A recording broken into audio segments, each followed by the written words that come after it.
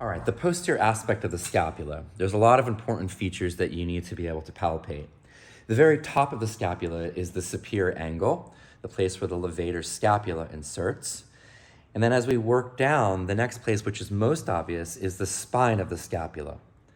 The spine of the scapula continues all the way over to the vertebral border, or the border of the scapula, which is closest to the vertebrae.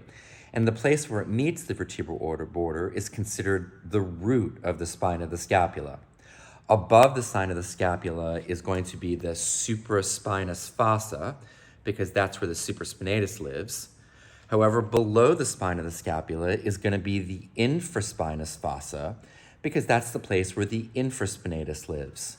As we come down the scapula, all the way to the bottom is the inferior angle, and then opposite of the vertebral border is going to be the axillary border, which is closest to the axillary space.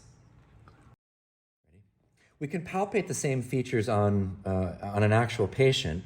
Best way to really palpate the scapula is to put the patient in prone, build up the front of the shoulder, that's what's key, and then put the arm behind the back, and you can see that the scapula pops out. The most superior aspect of the scapula is the superior angle.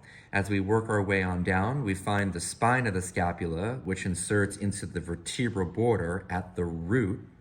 Notice that above the spine of the scapula is going to be the supraspinous fossa, where the supraspinatus lives. Below the spine of the scapula is going to be the infraspinous fossa, where the infraspinatus lives. And then the very bottom of the scapula is going to be the inferior angle. Opposite of the vertebral border is going to be the axillary border, which is closest to the axillary space.